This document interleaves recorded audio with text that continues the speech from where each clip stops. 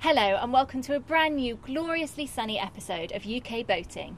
I'm Rebecca Bruce and here's a look at what's coming up this time. We visit Thames and Kennet Marina. Despite being just outside Reading, it's in the centre of a nature reserve.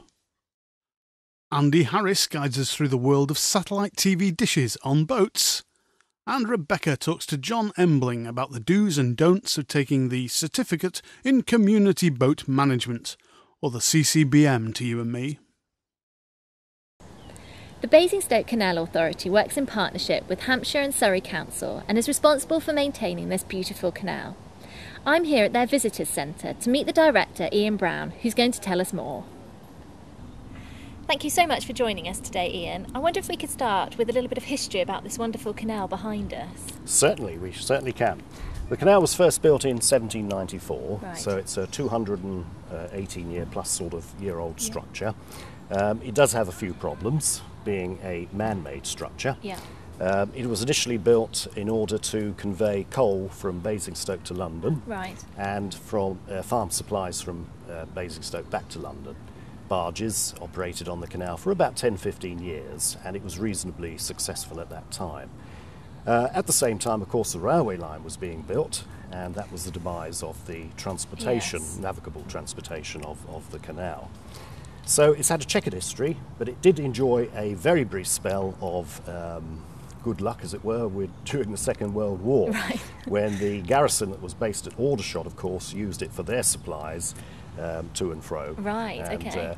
That was a good sort of 6 to 10 years. Yes. Various other enterprises, a few sort of owners of the canal try to make a go of it. Right. And more recently, during the early 60s, it fell into almost total dereliction. Right. But the Surrey and Hampshire Canal Society actually got together and campaigned along with the Inland Waterways Association, and they were able to raise quite a considerable amount of funding and a lot of effort, weekend working parties, summer camps, winter camps, etc., all of which we still have. Good. With the Canal Society, huge volunteer effort Fantastic. in trying to help us keep the canal in some sort of shape and good order. Yeah. They restored it, and it was reopened by the Duke of Kent in 1992. Yeah. And since then, of course, they managed to persuade both Hampshire and Surrey County Council to own the canal. Right. So they currently own the canal, but we do have some huge funding issues. Right. Basically a lack of capital investment during those initial years, which has led to a huge backlog of maintenance issues, some of which I hope to show you today. Yes, yeah. And to try and explain what we're trying to do to get this canal fully navigable again and to be enjoyed by many generations to come. Absolutely. I hope you can achieve that. Absolutely. It is very important to us. It's part of our heritage. And I think, like most waterways in the country, we're not in a regeneration area, unlike the north of England. Yes. So we can't sort of access that type of funding. So the canal is owned by 2 county councils and it's run by the Basingstoke Canal Authority.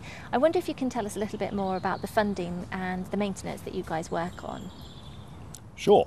Yes, basically the Basingstoke Canal Authority will sort of aim to raise various funds in various ways, Right. but more particularly here at the Canal Visitor Centre, which is based in Mitchet, Surrey, we have a camping field Yes. where you can camp alongside the canal. That raises significant funding for the maintenance And of it's the a canal. beautiful site, It's a yeah. beautiful site. We also have a hired boat facility here as well, where obviously from the mooring and boat licence fees, that contributes towards the revenue Right, funding of the canal.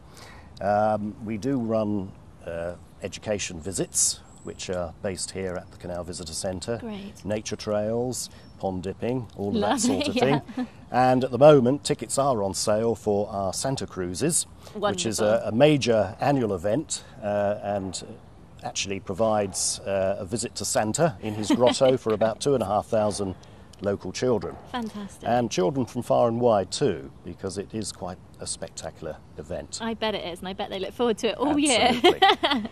So Ian, where have you brought us to now? This is the deep cut flight of locks, 14 locks in all, and as you can see, unfortunately, it is currently closed and looks fairly derelict.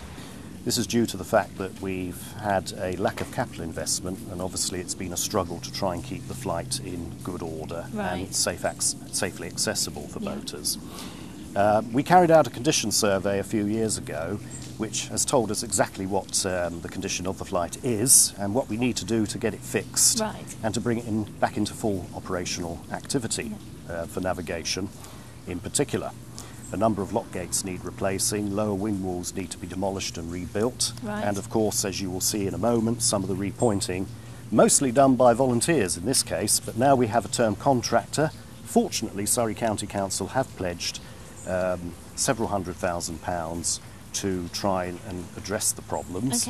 It's not going to be enough, unfortunately. We're going to have to get some more, and I am hoping to discuss this with senior colleagues and members of Surrey County Council, and in particular the Surrey Enhanced Canal Society, again as mentioned before, are helping to do what they can.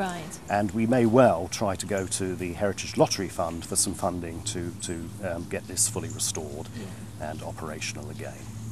There's nothing quite like settling down at the end of a long day with a hot cup of tea and something good on the box.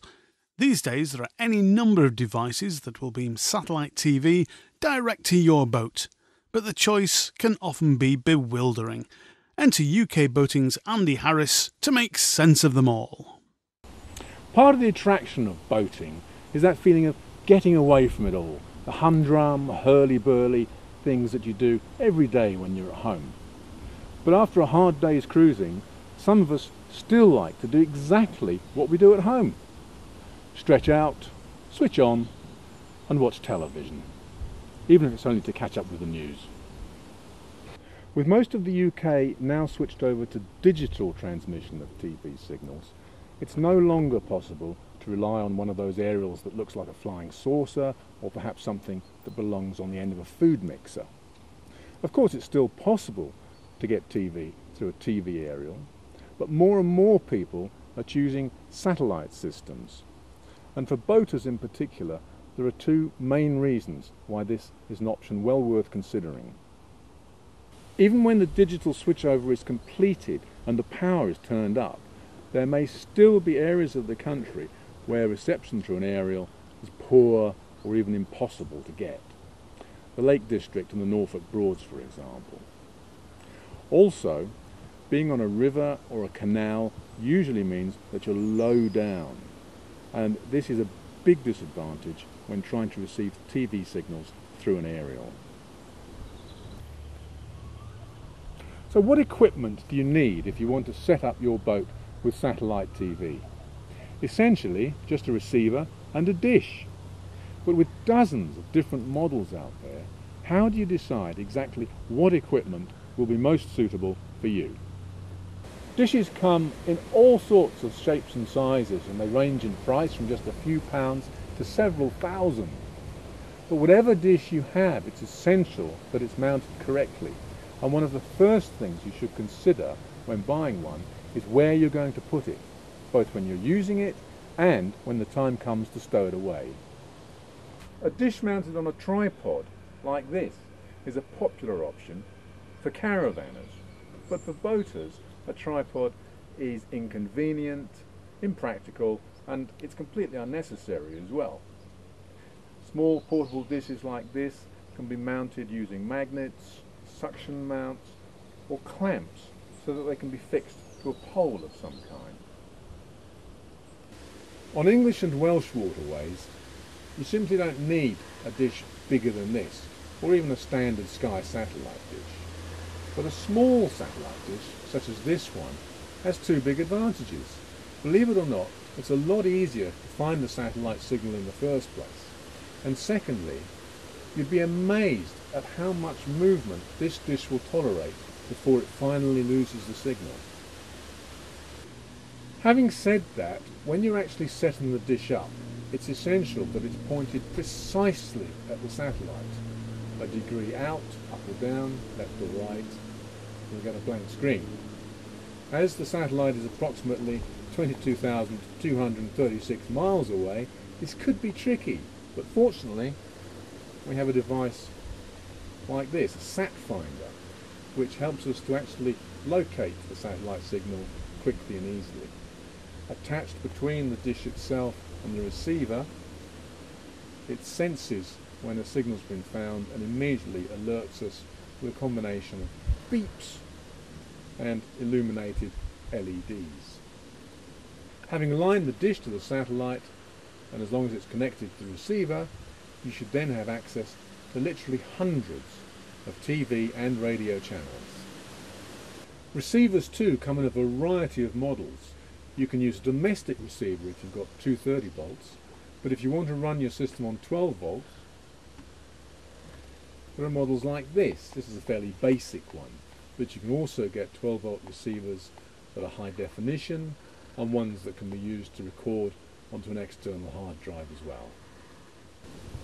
If you don't want the hassle of setting up a dish like this every time you want to watch TV, fully automatic models are available.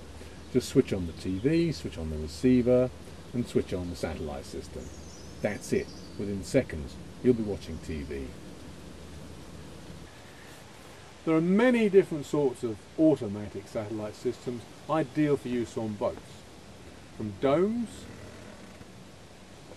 to folding models. But if you fancy a fully automatic system that isn't mounted permanently to your boat's roof, well, how about this? It's a portable, fully automatic dome system, but at just 5 kilos and very compact, it's easy to stow away when it's not actually being used. Perhaps surprisingly, you can use a satellite dish inside the cratch, even with the cover down. Satellite signal will pass through the material quite happily, although not quite so happily if it happens to be raining. And always remember with satellite TV that trees, buildings and other solid objects will block the signal completely. Every system has its own advantages and disadvantages, and which system is most suitable for you, only you can decide. You can get more information from specialist dealers, but I always reckon you can't go wrong if you look out for other boaters who've got similar equipment. I'll ask them what they think. Well, that's it for part 1, but join us again after the break when we'll be visiting the Thames and Kennet Marina, as well as getting hints and tips from our very own friendly CCBM instructor.